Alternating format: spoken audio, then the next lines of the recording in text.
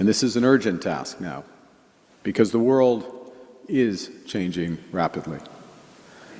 Ireland and Canada are navigating a global rupture, not a quiet transition. The post-Cold War world of rules-based order is breaking down. Multilateral institutions have weakened.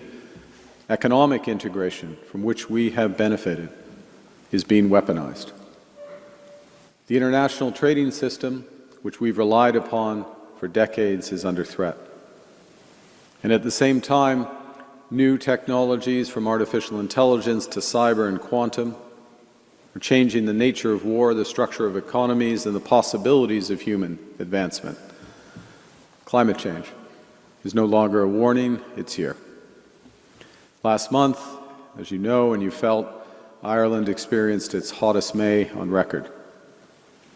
In Canada last year, forests larger than Ireland burned in the drought and heat. Global conflicts are expanding and evolving. They're more than kinetic, as horrible as that is. They're economic, they're social, they're technological. Canada, Ireland, and Europe are increasingly and more immediately vulnerable to once distant threats.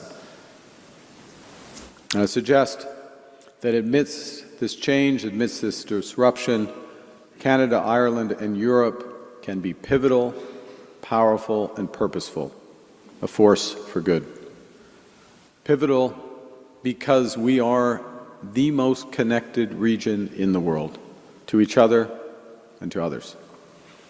Canada has 16 free trade agreements with 51 countries, covering 1.5 billion people, 2/3 of global GDP, and we're on course to double that market access this year. The EU maintains preferential access to over 80 partner countries, making it the top trading partner for 80 nations globally. Together we are powerful because we have the capacity to act together. Combined, the population is more than twice that of the United States. We have a larger cultural export industry and a more diverse one, I might add, a similarly sized GDP, comparable R&D spend. Our collective defense budget's twice that of China's. We're home to the majority of the world's top 100 universities and over half of the world's Nobel Prize winners. So together, we are one of the largest economic, cultural, technological, financial blocs in the world. But to what purpose? Well, we are and can be a force for good because we safeguard the values of human rights, of dignity and pluralism that our people hold dear. As with Burke's maxim, Canada and Ireland recognize our debt to those who built what we've inherited and our duty to those who will come after. So I'm going to make an analogy. Just as Irish monks centuries ago preserved, copied, and taught classical knowledge amid the Dark Ages, we must preserve and defend our values, our traditions, our interests during this rupture. For this to happen, we need to act. We need to build again as we did before. Back in the 19th century, 1866, engineers laid the first telegraph cable along the floor of the Atlantic from Valencia Island off the coast of Kerry to Heart's Content in Newfoundland.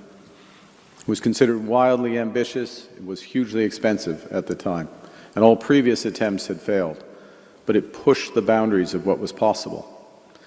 It was a cable that made the modern world possible. A world where messages and ideas that once took weeks to travel by ship then could travel within minutes.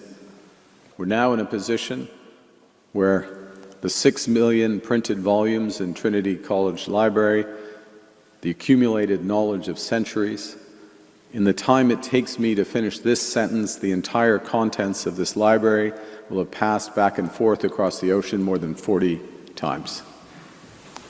This is what becomes possible when we choose to build together with ambition. Now, to make all of this practical, let me highlight 3 principles to help us build the key elements of that new order that preserves and lives our values. And the first is to recognize that as the requirements for sovereignty evolve, so must we.